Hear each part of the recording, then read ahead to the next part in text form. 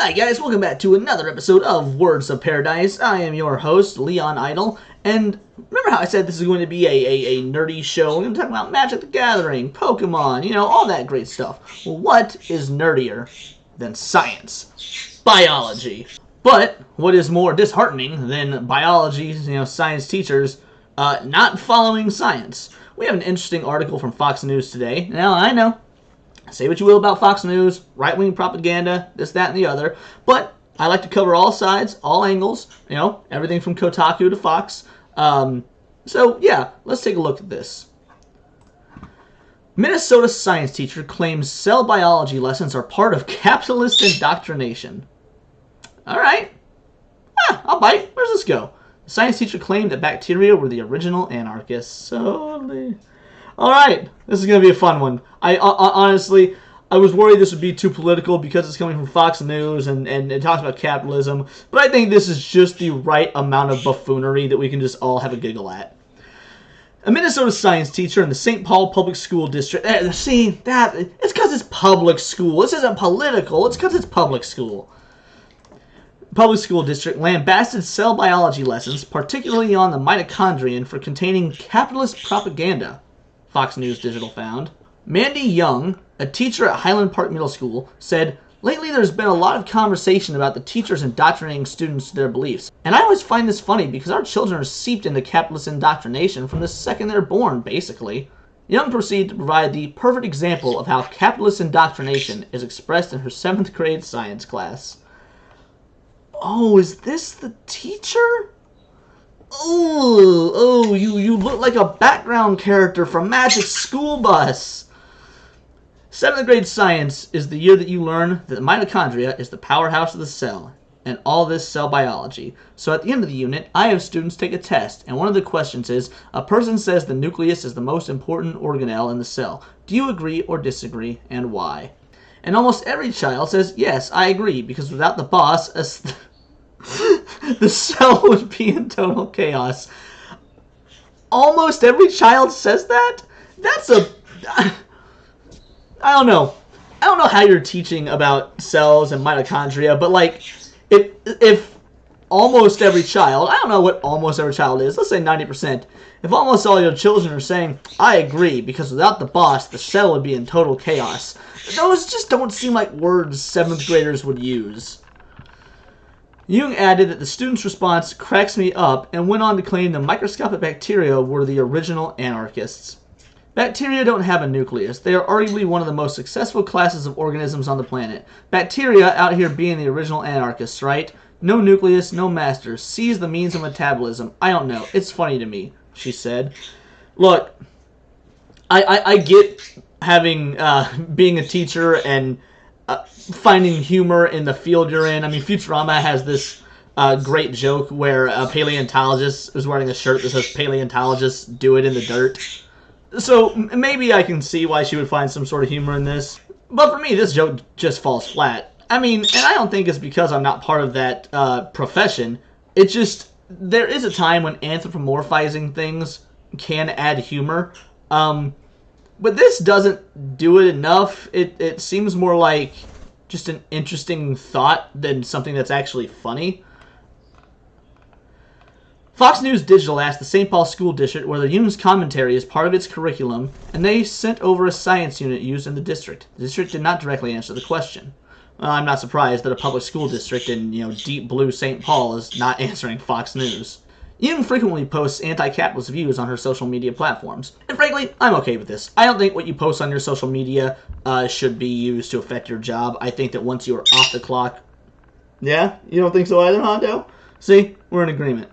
I think that once you're off the clock, what you do with your own time, with your own social media, is your business. Now, obviously, that can't always be the case. There's always going to be exceptions to the rule, and maybe teaching should be one of those exceptions. But just her spouting anti-capitalist stuff would be different than her doing, like, lewd photos or something. So I don't really even have a problem with the anti-capitalist views. You don't have to be a capitalist. That's the great thing about America. You have the freedom to believe what you want.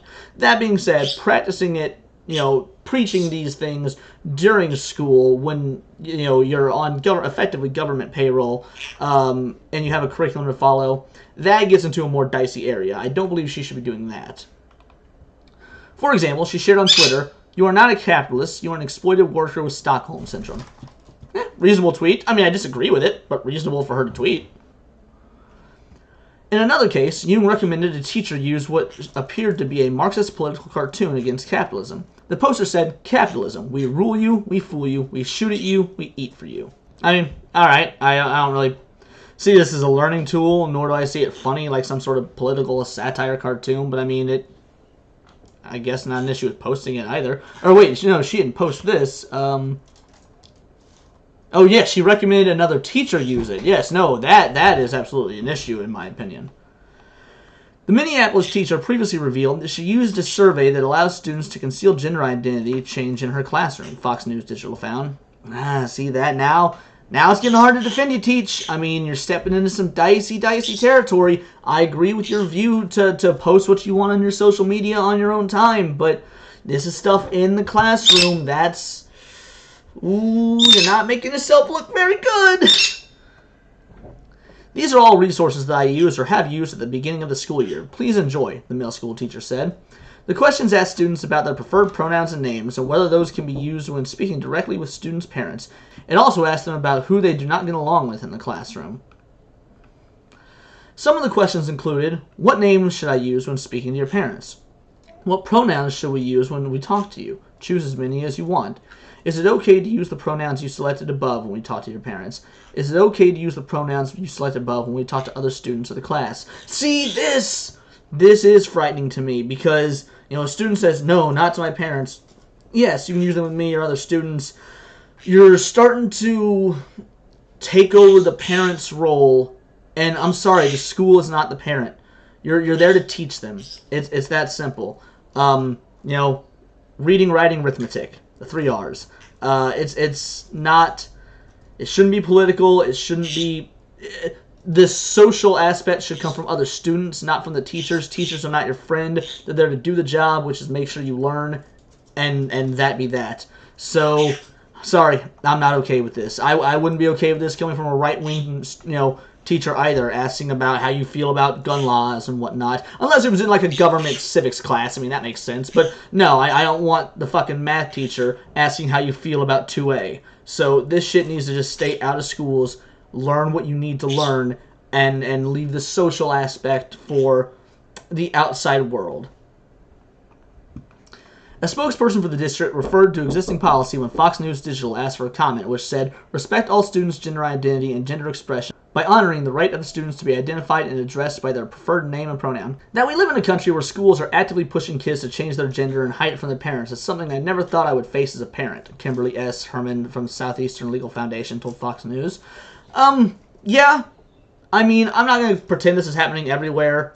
It's probably not happening in, rural Texas, for example. But yeah, areas like California, Chicago, the Twin Cities, I can absolutely believe this is happening, and I can absolutely believe why it needs addressed, because this is not something that the school should be handling. This is a matter for the individuals going through whatever they feel they're going through, as well as their parents, because at the end of the day, a public school is still a government program, and the government has no role in any of this as far as I'm concerned. She adds that surveys administered without parental consent may violate federal law. Huh, interesting. I'm not going to pretend to be an expert on that, but it's possible.